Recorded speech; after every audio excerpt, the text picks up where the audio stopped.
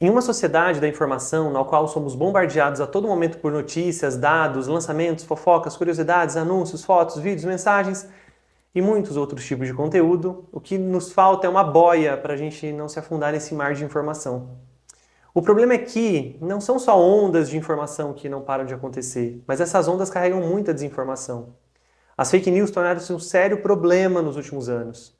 E aí, o que a gente pode fazer para lidar com essa nova conjuntura que a gente vive? A educação midiática e a alfabetização digital podem ser um ótimo caminho para a superação dos problemas advindos de uma falta de capacidade crítica de analisar tudo isso que chega para nós, muitas vezes na tela do celular. Bom, para nos ajudar nessa missão, dois desenvolvedores, a Flávia Gassi e o Fernando Henrique, da Oh Dear, adaptaram a ideia de um jogo produzido pela Molen Industrial Games, chamado The New York Times Simulator, e criaram o Cidadão Simulator. Nesse jogo, nós somos colocados na função de um estagiário de jornal fictício, e a nossa missão é produzir e atualizar a capa desse jornal com notícias que, ao mesmo tempo, atraiam mais leitores e agradem os patrocinadores do jornal, que são a polícia, Israel e os ricos.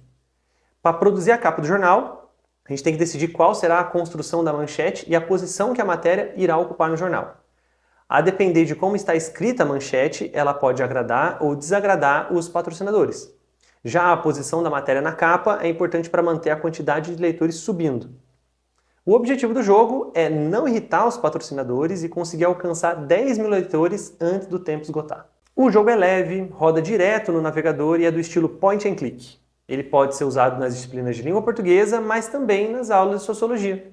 Nesse vídeo, a ideia é conectar com o conceito de aparelhos ideológicos do Estado de Louis Althusser. Os autores clássicos da sociologia, que vocês já conhecem, não só do canal, mas também do ensino médio e também do ensino superior, discutem vários temas de pesquisa. O Estado moderno foi uma dessas preocupações de Durkheim, Marx e Weber. Cada um terá uma visão específica sobre essa forma de organização política da sociedade. Neste vídeo, eu irei comentar apenas a concepção marxiana de Estado. Afinal, o Althusser era a partir desse ponto de vista para discutir Estado. No vídeo sobre Paper Please, eu já expliquei a relação de Estado moderno para Weber e você pode dar uma conferida lá. Bom, Marx não fez um tratado específico sobre Estado, por isso que eu vou buscar outros autores para definir isso daí. Uma das melhores explicações sobre esse fenômeno político está em Lenin, em um livro chamado O Estado e a Revolução. Eu vou deixar o link aqui na descrição. Nessa obra, que é uma conferência que ele realiza, ele define, e eu vou colocar na tela aqui essa longa citação. Eu não vou ler dessa vez, como de costume, mas dá um pause aí que você vai ler no seu próprio ritmo. Encontra-se aqui, expressa com toda a clareza a ideia básica do marxismo sobre a questão do papel histórico e significado do Estado. O Estado é o produto e a manifestação do caráter inconciliável das contradições de classe. O Estado surge precisamente onde, quando e na medida em que as contradições de classe objetivamente não podem ser conciliadas. E inversamente, a existência do Estado prova que as contradições de classe são inconciliáveis.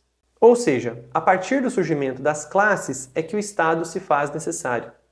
O Estado garante o poder concentrado na classe dominante para manter a sua hegemonia na sociedade em que ela exista. Isso aconteceu no período escravista, no feudal e também acontece no modo de produção capitalista. Ou seja, a formação política de Estado só existe na medida em que as classes sociais, a saber, o dono dos meios de produção e dos indivíduos que apenas possuem sua força de trabalho, existam. Mesmo que seja abstrato, esse conceito é claro dentro da teoria marxiana, porém carece de algum detalhamento. Ora, como se dá essa inclinação de classe do Estado? Quais são os meios e instrumentos que o Estado utiliza para privilegiar a classe dominante da sociedade? No anseio de responder a essas questões é que Louis Althusser escreveu a sua obra Ideologia e Aparelhos Ideológicos do Estado. Nessa obra, Althusser buscará descrever as ferramentas que o Estado utiliza para exercer a sua dominação a partir dos interesses da classe dominante. Segundo ele, o poder do Estado se manifesta através de dois conjuntos de forças: o aparelho repressivo do Estado e os aparelhos ideológicos do Estado. O primeiro aparelho se confunde com a própria estrutura do Estado, sendo o governo, a administração, a política, os tribunais, as prisões, ou seja, tudo aquilo que de alguma forma realiza uma violência mais direta, aparente, física aos subordinados a esse Estado. Já os aparelhos ideológicos do Estado é o que o Althusser apresenta de novidade e que nos interessa para esse vídeo. Esses aparelhos funcionam a partir da ideologia, em uma dimensão mais simbólica, mais subjetiva. A ideologia, para todos aqueles que utilizam Marx como referência, entendem esse fenômeno como um instrumento de inversão e alteração da realidade. É a ideologia que confunde e inverte a materialidade da vida social. Ou seja, qualquer informação criada ou que passa pela ideologia terá a função de distorcer a realidade material de uma sociedade. Nesse sentido, o Althusser identifica os seguintes aparelhos ideológicos do Estado. Anota aí. Religioso, ou seja, o sistema das diferentes igrejas. O escolar, o sistema das diferentes escolas, públicas e particulares também. A família, o jurídico, o político, o sistema político de que fazem parte os diferentes partidos políticos. O sindical, da informação, a imprensa, o rádio, a televisão. O cultural, então as letras, belas artes, desportos e assim por diante. Olha só que interessante essa lista. Todas essas instituições sociais e dimensões da vida social funcionam como aparelho a serviço do Estado para garantir a disseminação de uma ideologia específica que garante a manutenção da ordem da sociedade. É curioso que Althusser identifica essa pluralidade de espaços que, se olharmos com cuidado, veremos que eles também são espaços nos quais a nossa socialização acontece.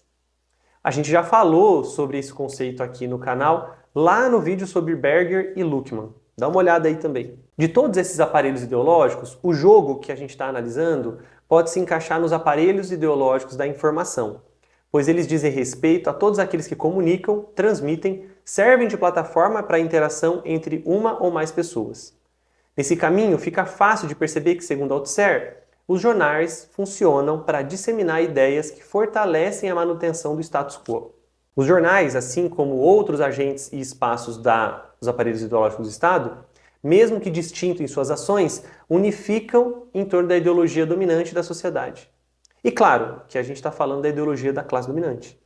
No capitalismo, os dominantes são os empresários, os donos de terra, os donos de indústrias, os grandes acionistas, enfim, aqueles que movimentam a maior parte da produção de riqueza do país.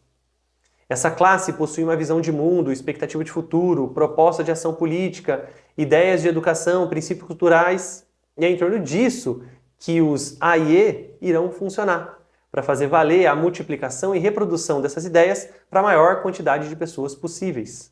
Quando os AIE funcionam, menos os ARE precisam atuar. Por exemplo, se todos concordam que o melhor cenário para o Brasil é devastar a floresta amazônica para colocar no lugar pasto e monocultura de commodities, esse consenso foi estabelecido a partir de um esforço de atuação das AIE. As escolas ensinando que a economia agrária é a melhor saída possível, nas famílias o ideal de preservação ambiental será alterado, a TV e o rádio e as redes sociais publicando matérias que reforçam a força do agro. Afinal, ele é tech, ele é pop, ele é tudo, né? Quanto mais fortes forem os AIE, menos os ARE precisam atuar para reprimir manifestações que são contrárias às ideias da classe dominante sobre a floresta amazônica. Agora, tomemos como exemplo o jogo em questão. Nele, as matérias que publicaremos na capa do jornal devem agradar os patrocinadores. Os desenvolvedores foram bem pontuais no grupo que temos que agradar: policiais, Israel e os ricos. Observe que os policiais compõem o ARE. Já Israel representa uma subordinação ideológica aos princípios imperialistas disseminados pelos Estados Unidos, principalmente tanto via AIE como pelo ARE. Os ricos, por sua vez, representam a classe dominante pura, aquela que possui as riquezas e determina os rumos da política e economia em uma sociedade. Nesse caminho, devemos reescrever as matérias que reforcem a ideologia desses três grupos sociais dominantes. Ao fazer isso, o jogo nos coloca na condição de agentes de um dos AIE, ou seja, editor de um jornal que dissemina as ideias que reforçam a ideologia da classe dominante. E os criadores do jogo sabem disso, tanto que ao final, se você alcançar os 10 mil leitores depois que o tempo terminar, ele afirma que você conseguiu manter o emprego a despeito do seu senso moral. Ou seja, você se vendeu para a classe dominante para conseguir o seu emprego. Enfim, eu acredito que esse seja um jogo ótimo para explicar esse conceito tão importante para a teoria sociológica e que nos ajuda a compreender a atual conjuntura de uma maneira crítica e mais aprofundada. Assim como fizemos anteriormente, a gente vai deixar no link da descrição o nosso site, onde você pode encontrar esse roteiro e 2 imagens com as competências e habilidades que podem ser desenvolvidas com esse jogo, bem como uma sugestão de atividade a partir disso. Muito obrigado pela sua atenção até aqui e nos vemos nos próximos vídeos. Tchau, tchau!